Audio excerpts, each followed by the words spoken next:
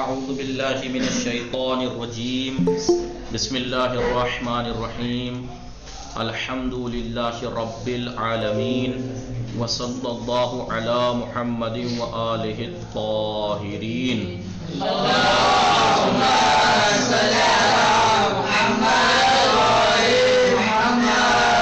وآل محمد۔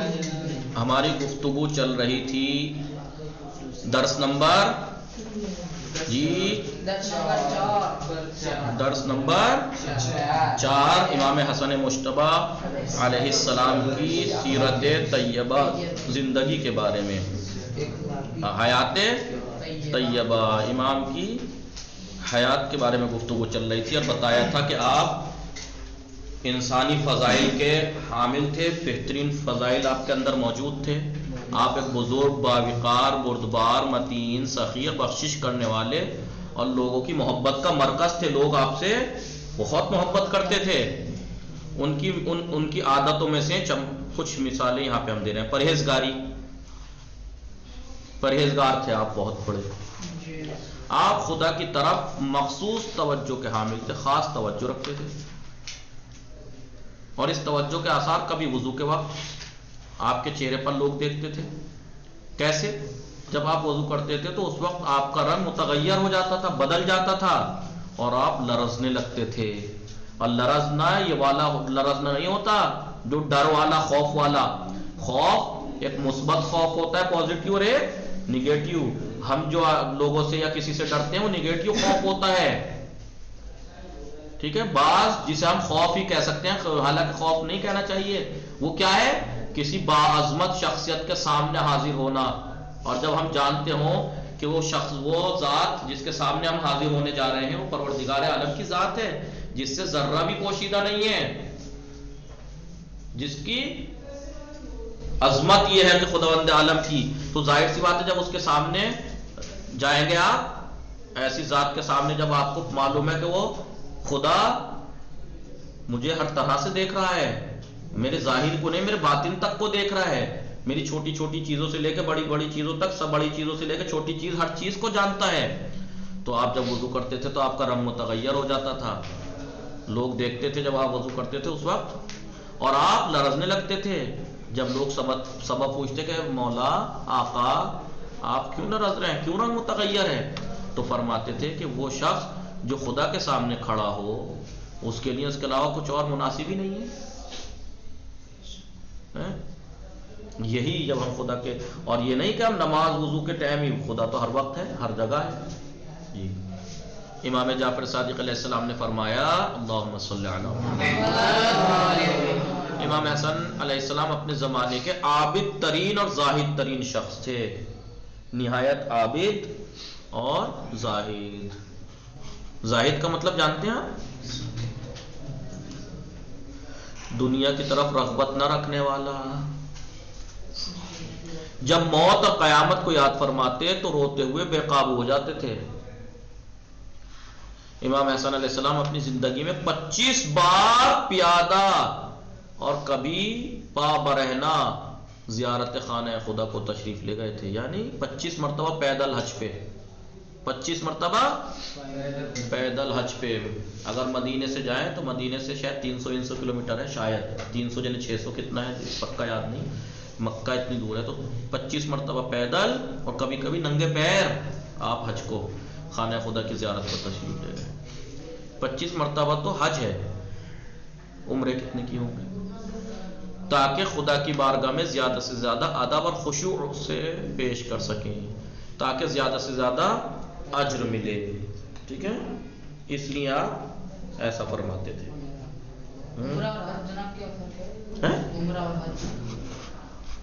حج جو ہے وہ ذی الحجہ میں ہوتا ہے، عمرہ جو ہے وہ شعبان میں بھی ہوتا ہے، رجب، اور کون کون سے اس کے مہینے ہیں، ٹھیک ہے۔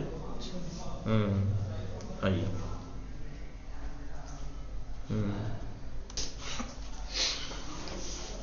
اب یہ تو آپ کی پرہیزگاری کی بات تھی، تقوی، پرہیزگاری۔ اب بخشش و عطا، یعنی آپ کی سخاوت دیکھیے، بخشنا، عطا کرنا، دینا لوگوں کو، ٹھیک ہے، وہ کیا تھی وہ دیکھیے آپ۔ امام کی سخاوت اور بخشش کے سلسلے میں اتنا ہی کافی ہے کہ آپ نے اپنی زندگی میں 2 بار کیا کیا؟ تمام اپنے مال اور تمام پوری پونجی خدا کے راستے میں دے دی، یعنی صرف وہی چھوڑا جو جسم پہ کپڑے تھے، باقی اس کے علاوہ سب کچھ دے دیا راہ خدا میں اپنی زندگی میں 2 مرتبہ ایسا کیا ہے۔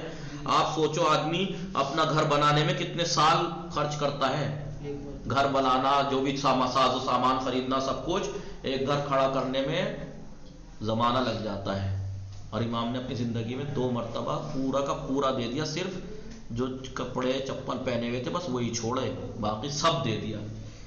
2 جگہ ایک سائل ہے تب ایک دے دیں، ٹھیک ہے، اور 3 بار اپنے پاس موجود تمام چیزوں کو 2 حصوں میں تقسیم کیا، جتنی بھی 2 مرتبہ تو سارا کا سارا دیا، اور 3 مرتبہ 2 حصوں میں تقسیم کیا، آدھا رائے خدا میں دے دیا اور آدھا اپنے پاس رکھ لیا۔ پھر بھی سوچیے آپ کہ اگر ہم آدھا بھی کریں اپنے سارا ساز و سامان اپنے گھر کا سب کچھ اور آدھا دے دیں تو کتنا دیا۔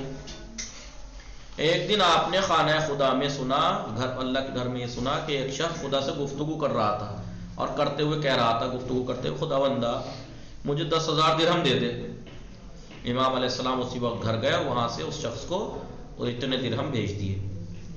ایک دن آپ کی ایک کنیز نے ایک خوبصورت گلدستہ آپ کو تحفہ دیا، تو آپ نے اس کے بدلے اس کنیز کو آزاد کر دیا، جب میں نے تجھے راہ خدا میں آزاد کیا۔ جب لوگوں نے اس کی وجہ پوچھی تو آپ نے فرمایا خدا نے ہماری ایسی ہی تربیت کی ہے۔ پھر اس کے بعد آپ نے آیت پڑھی، بسم اللہ الرحمن الرحیم، وَإِذَا حُيِّيتُم بِتَحِيَّةٍ فَحَيُّوا بِأَحْسَنَ مِنْهَا، جی اگر تمہیں کوئی تحفہ دیا جائے تو آپ اس سے بہتر تحفہ دو۔ تو اس نے مجھے گلدستہ دیا، میں نے اس سے بہتر تحفہ دیا، میں نے اسے آزاد کر دیا۔ جب تم کو کوئی ہدیہ دے تو اس سے بہتر اس کو جواب دو۔ یہی بات آیت سلام کے بارے میں بھی آیت یہی وہ ہے کہ اگر کوئی تمہیں تحیت پیش کرے تو اس سے بہتر، کوئی کہے سلام تو آپ کہیں وعلیکم السلام، کوئی کہے السلام علیکم وعلیکم السلام ورحمۃ اللہ، کوئی کہے السلام علیکم ورحمۃ اللہ ہی وبرکاتہ تو آپ کہیں وعلیکم السلام ورحمۃ اللہ وبرکاتہ، کم سے کم اتنا تو دو یا اس سے بڑھا کے۔ پھر پرہیزگاری، تقوی، پھر اس کے بعد آپ کی سخاوت، اور آپ بردباری۔ ایک بردباری یعنی حلم یعنی غصے کو پی جانا، غصے کو۔ ایک شخص شام سے آیا ہوا تھا اور معاویہ کے بھڑکائے ہوئے تحریک پر اس نے امام کو برا بھلا کہا، اسے بھڑکا کے بھیجا گیا تھا معاویہ نے۔ امام نے خاموشی اختیار کی، بدتمیزی سے بول رہا تھا۔ پھر آپ نے اس کو مسکرا کر، جب وہ بول چکا ساری اس نے اپنی بھڑاس نکال دی، تو آپ نے اس کو مسکرا کر نہایت شیرین میٹھے انداز میں سلام کیا، کہا اے ضعیف انسان، میرا خیال ہے کہ تو مسافر ہے اور میں گمان کرتا ہوں تو اشتباہ میں پڑ گیا ہے۔ اگر تم مجھ سے میری رضامندی کے طلبگار ہو کہ میں راضی ہو جاؤں یا کوئی چیز چاہیے تو میں تم کو دوں گا اور ضرورت کے وقت تمہاری رہنمائی کروں گا۔ اگر تمہارے اوپر قرض ہے تو میں اس قرض کو ادا کر دوں گا۔ اگر تم بھوکے ہو تو میں تمہیں کھانا کھلا کے سیر کر دوں گا۔ اور پھر بیچ میں ہے پوری ایک روایت ہے لمبی، پھر اور میرے پاس آؤ گے تو زیادہ آرام محسوس کرو گے۔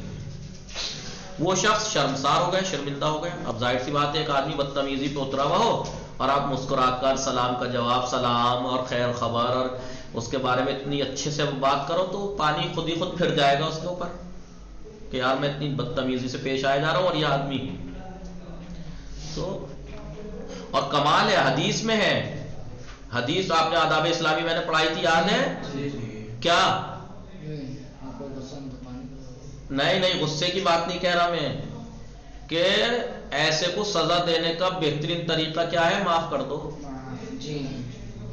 وہ یہی سوچے گا یار کاش مجھے مار لیتے، پیٹ لیتے، یہ کر لیتے، لیکن کچھ نہ کہنا تو مجھے اور زیادہ وہ اور زیادہ خفت محسوس کرے گا، اسے کچھ مت کہو۔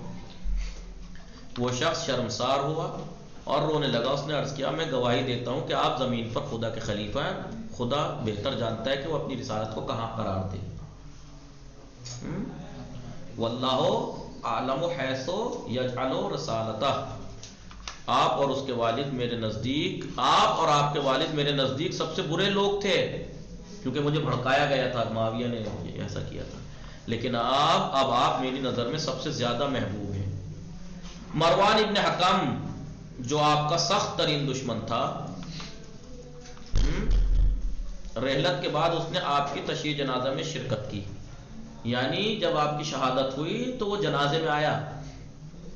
امام حسین علیہ السلام نے پوچھا میرے بھائی کی حیات میں تم سے جو ہو سکتا تھا برا تم نے وہ کیا، لیکن تم نے ان کی تشییع جنازے میں تم ان کی جنازے میں شریک ہو اور رو رہے ہو.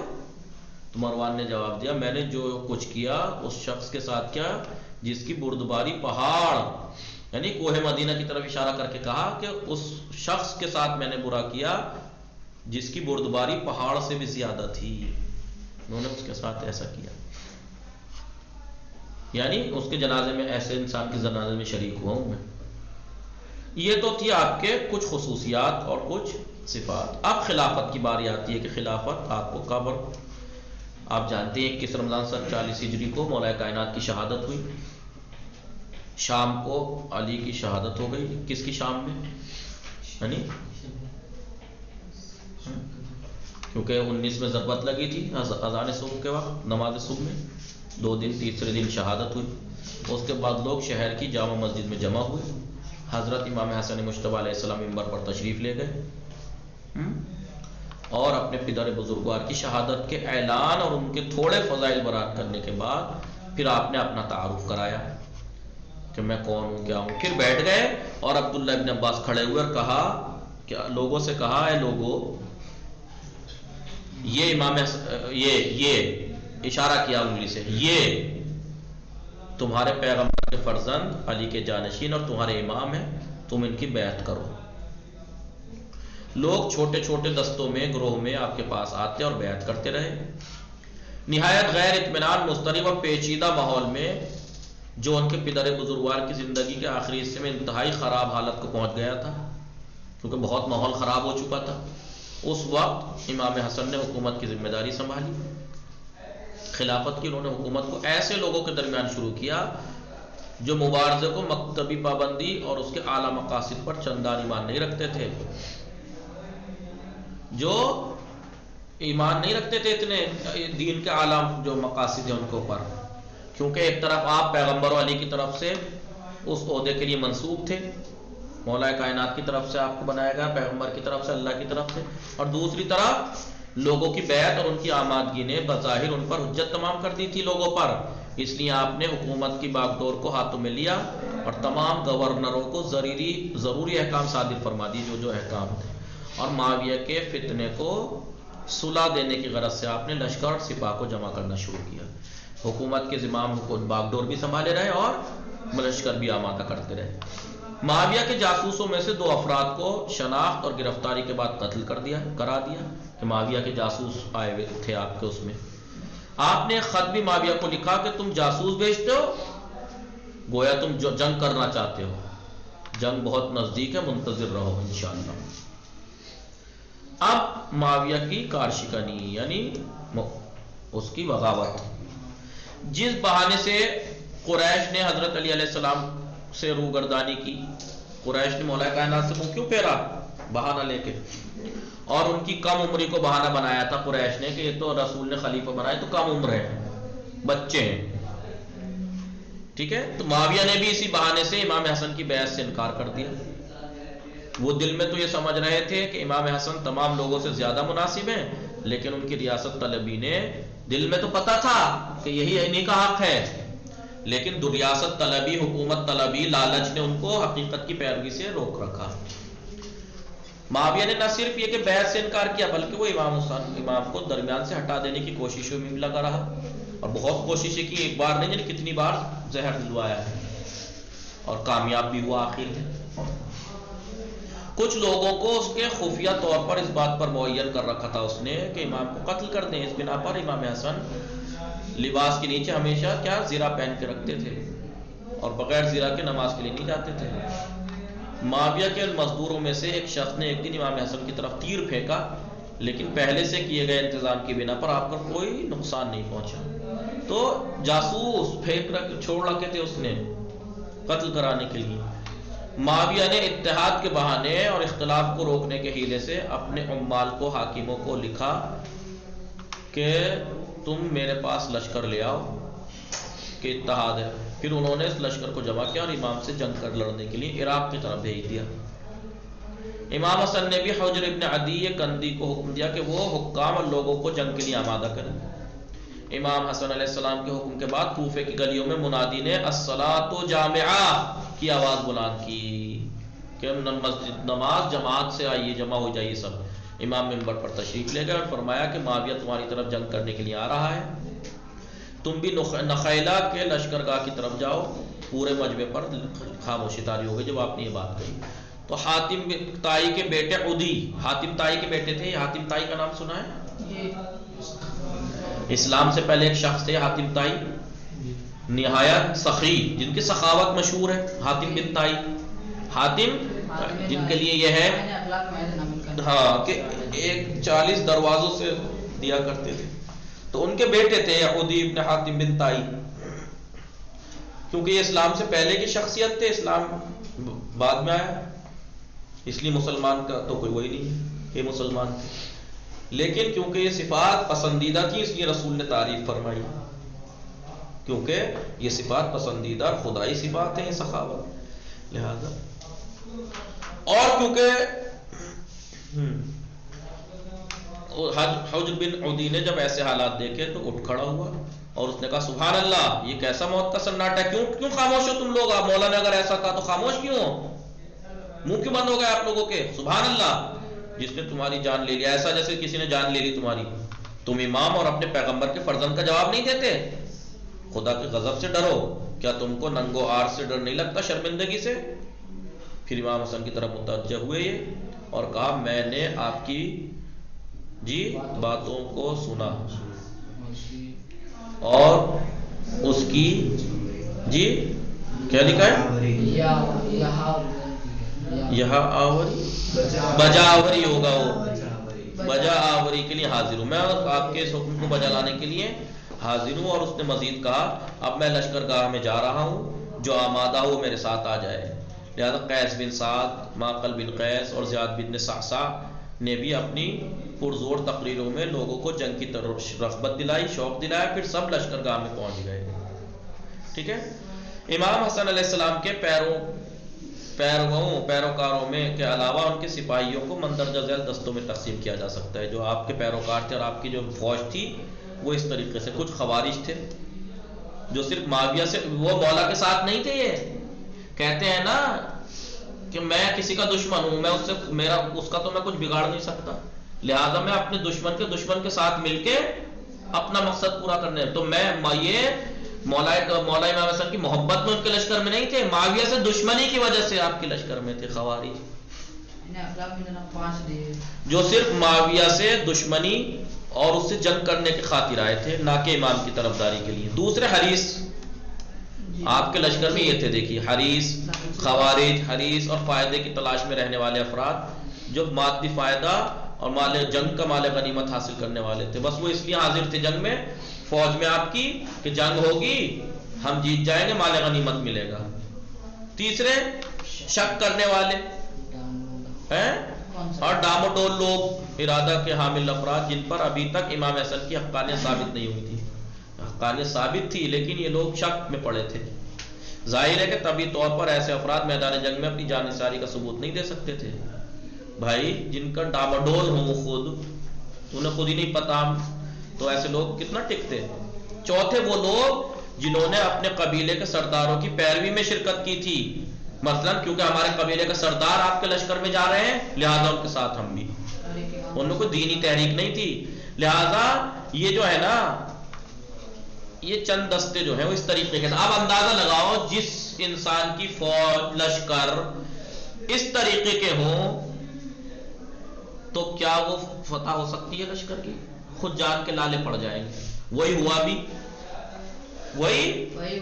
بھی ان لوگوں نے جب دیکھا جنگ نہیں ہو رہی، مال غنیمت ملنے کا نہیں، تو امام کے دشمن ہو گئے۔ خوارج ویسے دشمن کہ بھائی ہم تو معاویہ سے لڑنے آئے تھے، اب لڑائی ہو نہ رہی، تو یہ الٹے امام کے دشمن بن گئے۔ قبیلوں کے سردار بک گئے، بھائی قبیلوں کے سردار بک گئے، لہذا جو ان کے ساتھ آئے تھے وہ بھی بک گئے، وہ تو ان کی وجہ سے آئے تھے۔ اس وجہ سے امام کو مجبوراً کوئی چارہ ہی نہیں تھا، آپ نے صلح کرنی پڑی۔ باقی انشاءاللہ کل پڑھیں گے۔ وصلی اللہ علی محمد وآلہ الطاہرین۔